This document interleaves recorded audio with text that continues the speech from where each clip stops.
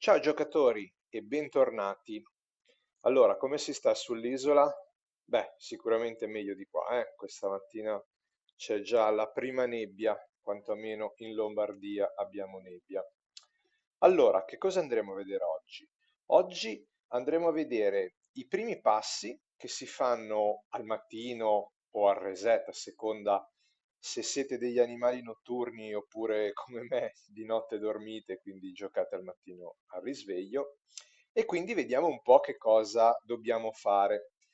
Per quanto riguarda chiaramente l'isola, ovviamente stiamo parlando dell'isola, andiamo a vedere un attimo lo spazio esterno perché eravamo dentro nel mio formicaio, vediamo un attimo fuori che tempo c'è, ma secondo me c'è bel tempo anche oggi, vediamo un po'. Ecco qua, siamo sull'isola, vedete il nostro territorio, come stiamo avanzando. Ok, allora, torniamo a noi. Dicevamo, vogliamo vedere un po' quello che si deve fare per far che cosa? Al mattino la prima cosa da fare, o appunto post reset, è quella di andare ad accumulare l'argilla. L'argilla ci serve per costruire le torri, che sono fondamentali per andare a collegare le varie parti dell'isola. Quindi se vogliamo camminare e spostarci per andare a conquistare gli abitati, per andare a conquistare i nidi, per arrivare alla meraviglia o per andare nei tunnel ad invadere altri territori, è fondamentale costruire le torri. Perché? Perché queste costruzioni, se non ci sono delle torri collegate, quindi non confinano con il nostro territorio, non è possibile andarle a conquistare. L'argilla si trova dove? Si trova nei compiti quotidiani, ok? Qua vedete che abbiamo vari punteggi. Qui adesso io ce l'ho in inglese così se qualche non italiano guarda il video almeno un po' si ritrova anche con le scritte del gioco in inglese. Vedete qua Clay che è l'argilla e l'abbiamo disponibile dai 30 ai 180 punti. Vedete, io ho cliccato su 180 punti, abbiamo l'argilla, se andiamo su 260 non l'abbiamo più. Quindi è importante, fondamentale andare a raccogliere l'argilla che è fino ai 180 punti. Cosa bisogna fare per raccogliere questa argilla? Bisogna andare pian piano a fare tutti i compiti giornalieri che sono elencati qua sotto, ok? Adesso li andiamo un po' a vedere, li andiamo un po' a sviscerare. Io qua vedete che ho una conchiglia che è illuminata. Cosa vuol dire? Che cliccandoci sopra andrei già a raccogliere l'argilla. I compiti per andare a fare dei punti quali sono? Allora, in questo caso andare a schiudere delle conchiglie viola, quindi andare a fare uno schiudimento per prendere degli insetti viola, ok? In questo caso lo posso fare 3 volte e guadagnare 30 punti per ogni volta che lo faccio, per un totale di 90 punti, ok? Lo vedete qua nelle istruzioni. Posso andare a cacciare gechi o lucertole, chiaramente i gechi danno più premi, quindi se avete la possibilità cacciate il geco. Avete la possibilità di guadagnare 80 punti. Avete la possibilità di andare nel duello delle regine e quindi lo si può fare per 10 volte, quindi si può attaccare 10 volte nel duello delle regine, 5 punti ad attacco per un totale di 50 punti. E così via. Vedete che avete la possibilità di stellare insetti, mutare formiche, fare evoluzioni. È chiaro che vi dovete, a parer mio, concentrare prima su tutte quelle cose che possono essere giornaliere a prescindere dall'SVS. Che cosa vuol dire? Che per esempio andare a raccogliere formiche, quindi andare a schiudere formiche che siano tiratrici, che siano trasportatrici, eccetera, nel giorno in cui non c'è la schiusa, ecco, magari lo lascerei verso sera. Se vedete non siete arrivati a 500 punti, magari andate a schiudere le 2000 formiche che potete fare per andare a raccogliere questi punti.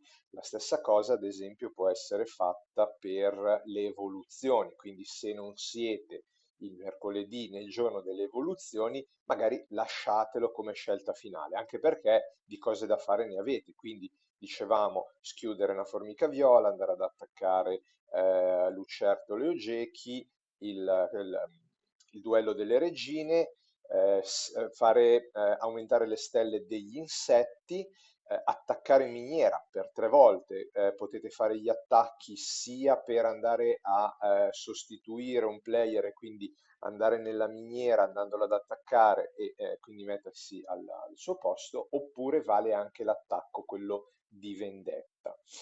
Avete la possibilità di andare a redimere le spore. Adesso scusate se ogni tanto faccio confusione italiano-inglese, quindi potete andare a scambiare le spore con le uova, magari con le uova verdi, con le uova blu. Fare un upgrade delle skill delle formiche speciali. Anche qui, se non è giovedì, magari lasciatelo come soluzione finale, anche perché vedete che avete ben 100 punti andando a cacciare gli insetti, ok? Quindi se andate a cacciare le creature selvagge, gli insetti, potete raccogliere fino a 100 punti.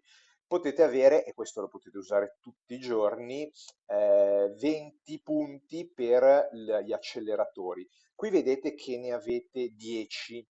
Che cosa vuol dire? Questo è un po' un trucchetto, diciamo che molti di voi lo sapranno, ma comunque lo potete fare per 10 volte, sono 2 punti ogni volta che lo usate. Quindi se dovete ad esempio accelerare un edificio, non fate l'accelerazione completa, magari utilizzando ore e ore d'acceleratori. Se dovete solo raggiungere questo compito per i 20 punti, potete benissimo accelerare per 10 volte di 5 minuti, ok? Quindi usate uno alla volta l'acceleratore da 5 minuti per 10 volte. Avete accelerato di 50 minuti, ma l'avete fatto 10 volte e quindi avete preso questi 20 punti. E poi chiaramente c'è raccogliere carne, raccogliere terreno umido, piante e così via. E poi le schiuse normali. Tutti questi compiti aumentano i punti e ad ogni punto ad ogni punteggio, a ogni meta che andate a raggiungere, avete dei premi, tra cui appunto l'importantissima argilla, che, lo ripeto, è raggiungibile, quindi la potete riscattare fino ai 180 punti. 180 punti direi che si fanno abbastanza facilmente, già solo cacciare le creature selvagge, vedete, viene da 100, quindi direi che 180 si raggiunge facilmente. Poi se si va avanti si hanno altri premi, ma l'argilla non c'è più. Se arrivate a 500 punti avete il pacchetto, quello per le mutazioni, per il reform delle formiche, quindi avete la possibilità, raggiungendo i 500 punti, di avere anche un pacchetto di quel genere.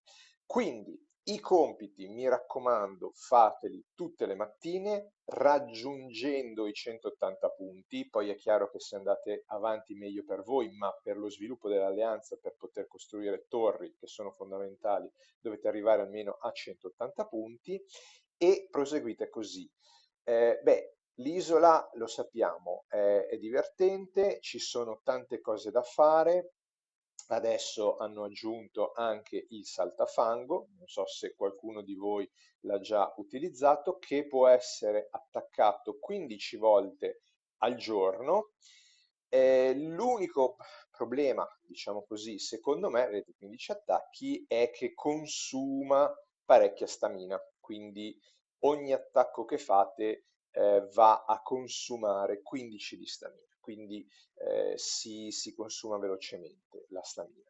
Dovete raggiungere almeno 20 milioni di danni in modo da andare a prendere quelli che sono i punteggi che servono sia a voi che all'alleanza, quindi potete andare a prendere i punteggi che servono per prendere i premi personali e i premi di alleanza, ok?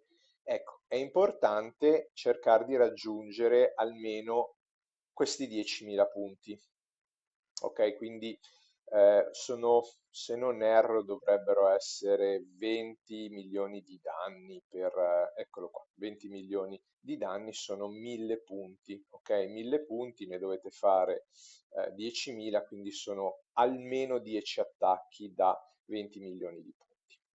Bene, questa qui era, diciamo, un'informazione bonus che va un po' oltre a quello che è la raccolta dei compiti giornalieri per l'argilla. Ovviamente la mia indicazione è quella di scrivere nei commenti se ci sono dei dubbi, se volete degli approfondimenti, fatemi sapere se il video vi è servito. Ovviamente mettete un like se il video vi è piaciuto e iscrivetevi al canale. Io vi auguro un buon gioco, una buona giornata e ci vediamo sicuramente molto presto. Ciao giocatori!